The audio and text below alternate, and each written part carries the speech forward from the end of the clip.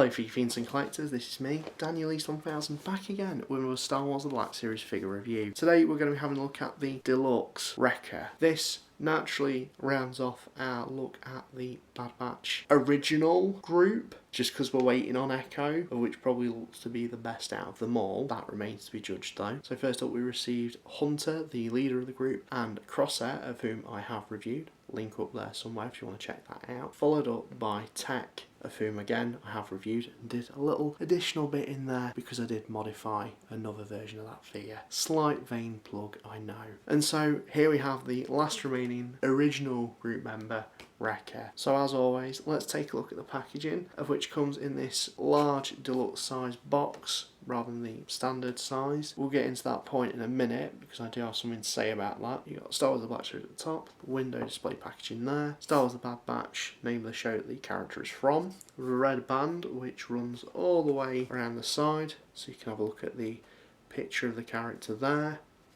It's got his name as well. On the other side you've not really got much going on, and on the back you've got a lovely picture of the character and a bio which I will include in the description below. You've also got the number of the character and a ton of legal garb there, and at the bottom on the top you've got that window which lets light in so you can see your figure. Now in terms of the packaging, I don't know what makes this deluxe personally. The fact that we can get a Chewbacca or Zalbar, which are Wookiees, taller than Wrecker and sit in the standard packaging. I don't see why they couldn't have just packed this into a standard box. I feel like that's overkill. And we're starting to see it a lot more with Hasbro and these deluxe figures. I completely got it with the Return of the Jedi Deluxe Boba Fett because all the accessories you got with that. And now we come to this Wrecker, due relatively imminently, Cobb Vanth, Boba Fett Throne Room and Boba Fett Typhon. Although there is a price increase with that Boba Fett Typhon for reasons unbeknownst, but I'm going to assume they'll be pinning it on the paint. All these figures would sit in the standard packaging,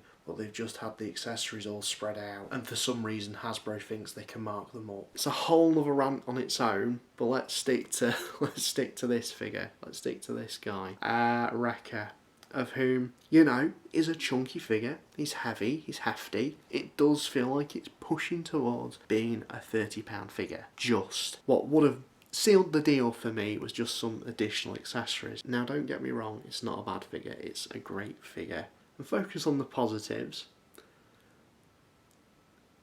He's probably got the most imposing sort of physique within the Bad Batch team, and that sort of goes with his character just because he is the bruiser. He's the one that sort of runs in and punches, smashes and blows things up, and you can kind of see that with the armour and the markings and some of the dints and scratches that they've embedded into that.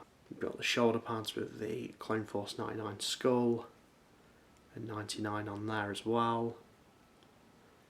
These sticky out armour plates as well. Just looks really, really imposing for sure. Again, I always say this about Hasbro, but I find it really impressive how they take something that's from animation and pull it in something that could work as live action. You know, it does match on your figure shelf really well with your live action characters. If we just have a look into the accessories, he comes with 4, starting off with a helmet, of which has that very sort of precursor to the Imperial Cadet helmet that we see in Rebels and that Ezra has. However, Wrecker has customised his to have a Rancor skull painted on there, and that does look really, really great. Really unique. You've got the 99 on there as well for Clone Force 99.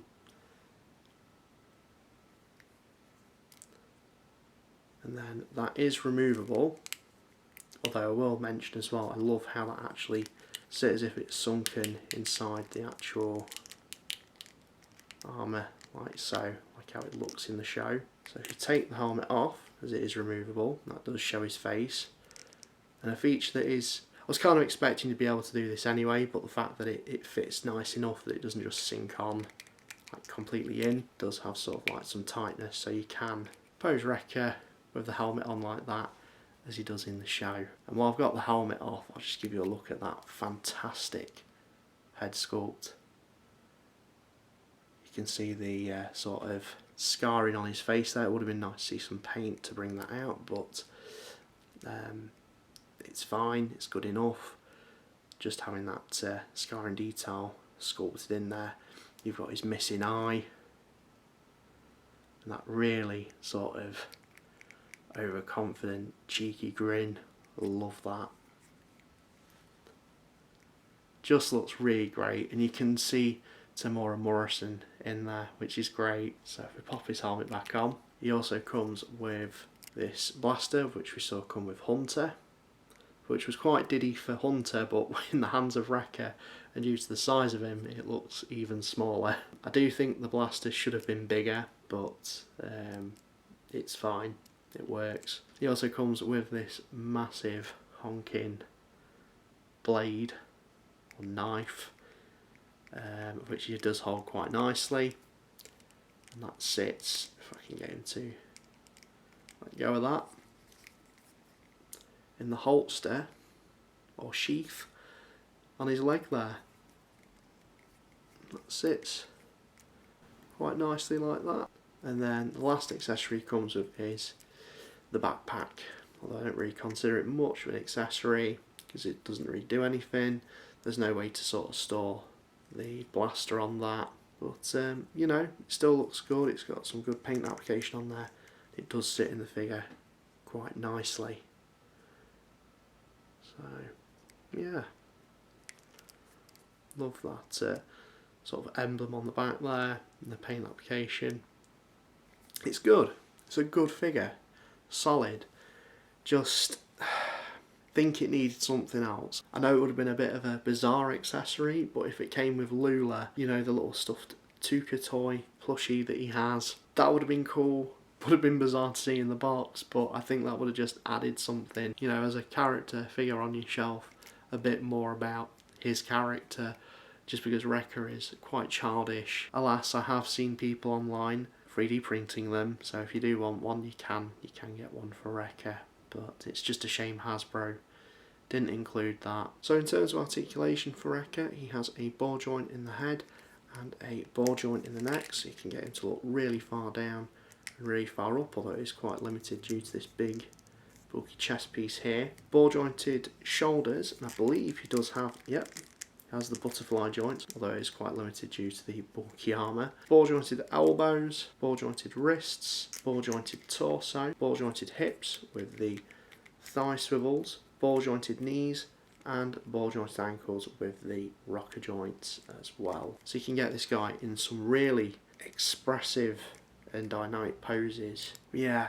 very, very split on this one in terms of the pricing. I think overall it's a great figure, it's just the pricing that does me a concern. A £25 figure, maybe, yeah. Not so much 30. I just think it needs something else added in to make it a £30 figure. Nonetheless, I'm really, really pleased to have this guy in my collection, and when you put him with the other Bad Batch members, it really does seal the deal, and for that reason alone, I can only really recommend him.